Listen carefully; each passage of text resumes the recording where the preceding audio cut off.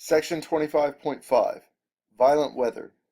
So when you have air masses that are lifting and interacting with one another, it can produce many different types of weather conditions. Weather can change rapidly or slowly, but most of the rapid changes in weather are associated with thunderstorms, tornadoes, and hurricanes. So as humid, unstable air rises and cools, it condenses and forms a single cumulus cloud.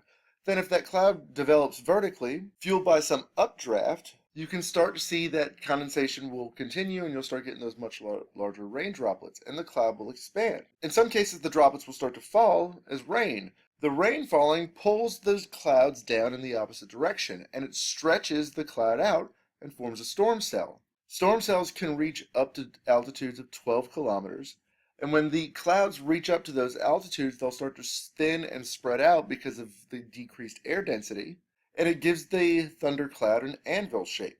So there are approximately 1,800 thunderstorms on Earth at any given time. These storms are generally accompanied by lightning and thunder. Lightning strikes on Earth roughly 100 times every second, and it kills about 100 people every year. As drops of water in the clouds rub together, they become electrically charged. Those charges will polarize themselves in such a way that positive charges collect in the cooler upper air, and negative charges collect in the warmer lower air. When the charges build up enough, the stress between the two different regions of charge will break down and energy can pass through, and when it does, we get lightning. Lightning generally occurs between the cloud and the ground, but it can also occur between clouds. Lightning rapidly heats the air nearby, and that rapid heat leads to a rapid expansion of air molecules, and that rapid expansion generates a vibration that travels through the air. That vibration is thunder. In some cases, the wind speeds of storms can start to rotate very quickly, and if the radius of rotation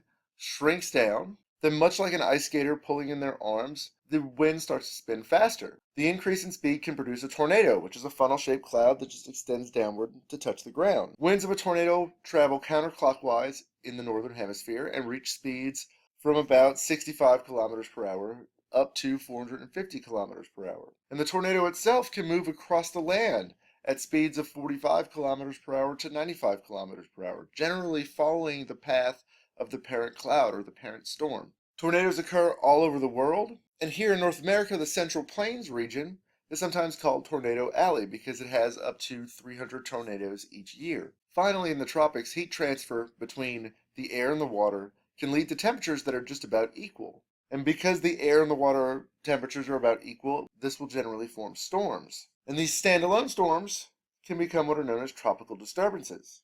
Here you have warm rising air that creates a low pressure center, and it continually draws more air in, and that air starts to spiral around the center due to the Coriolis force. If there's no upper level winds high in the atmosphere to break the storm apart, it can continue this process and develop into a tropical depression where the wind speeds are at approximately 60 kilometers per hour, or 39 miles per hour. If the storm continues to intensify, it then becomes what we call a tropical storm, and then if it intensifies further, we call it a hurricane.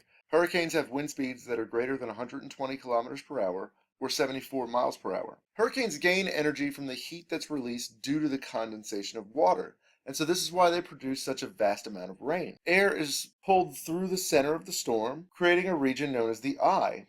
And the eye, that open space in the center of the storm, generates a natural heat engine. Condensation releases heat, and this pulls moist air up from the surface. The air then cools, which causes more condensation, and the process continues. So the hurricanes themselves are essentially able to feed off the ocean, and this is why hurricanes can intensify so quickly in warm water. And the hurricanes will continue to intensify until they either interact with land and are broken up, or until strong upper level winds break the storm apart.